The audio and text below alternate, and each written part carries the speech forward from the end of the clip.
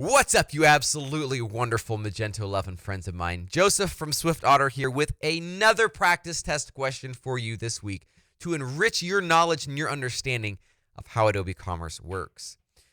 This one continues the theme of GraphQL in Adobe Commerce. Why? Well, I think you probably know that we just released a new course about GraphQL. You can find it here at this link, swiftotter.com/GraphQL course. Yes, because GraphQL was already taken at that endpoint. Here's the thing. Why is GraphQL so important? I believe we are at a pivotal place in development. We started out many years ago with the SOAP protocol for API requests.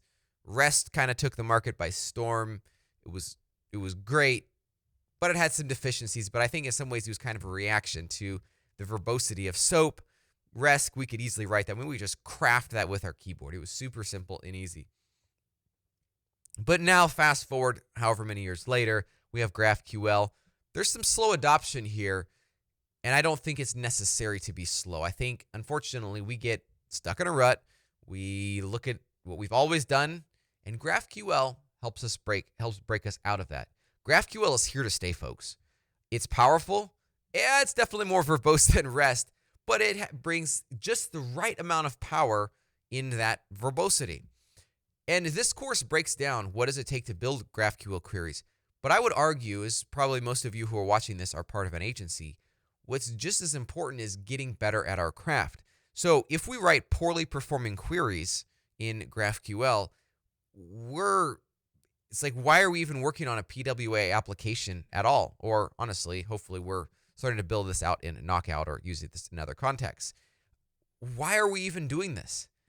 The whole purpose of GraphQL is to facilitate, the primary purpose of GraphQL is to facilitate communication from the front end to the back end in a headless type of architecture. And if that connection is slow, forget about it. We are not going to be a success with our craft. And so I challenge you, swiftotter.com/GraphQL course. This will make you a better developer, and that is what I'm 100% passionate about. I want to help you become a better developer. What I have learned through this course, I didn't write this course. I helped architect it. Chris Nanning, a brilliant developer who has many years of agency experience himself, brings that whole wealth of knowledge with him into building this course. He has built it, and I've learned some really great things through this process. Super excited about this course. Without further ado, let's jump into our practice test question.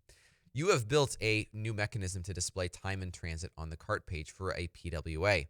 Because time in transit query relies on a slow-running API call, you have enabled caching. To boost performance, you combine time in transit and cart calls into one GET call, but see that performance is actually worse on subsequent calls. What is the resolution? Now, presumably, we have enabled time in transit we have enabled caching on the time in transit call. Why is this important call out? As I make clear in this question, but this is an explainer, right? So I'm going to make it even more clear. If you look at the dev docs, right here, you will see that Magento explicitly disallows caching the following queries. So if we enabled caching on time in transit, and then we combine with the cart call, what happens? Well, let's find out. We have three answers here. Let's look at these answers first before I spill the beans all over the place. Add a caches with time in transit annotation for the cart query.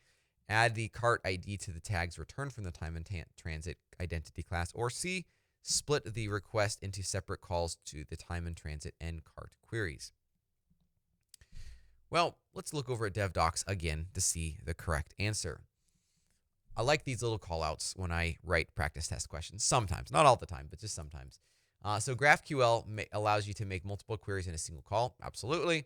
But if you specify any uncached query, the system bypasses the cache for all queries in the call. There you go. That means the answer is C. So this is, again, why knowledge of GraphQL and the ideas behind it are so important.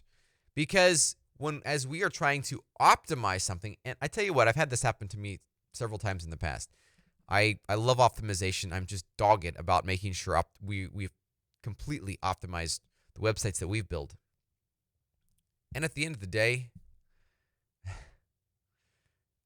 if we are in our optimization, we actually reverse it out. That's a problem. And this is where knowledge of the platform makes all the difference in the world. So study up on GraphQL, purchase this course. It's only $99.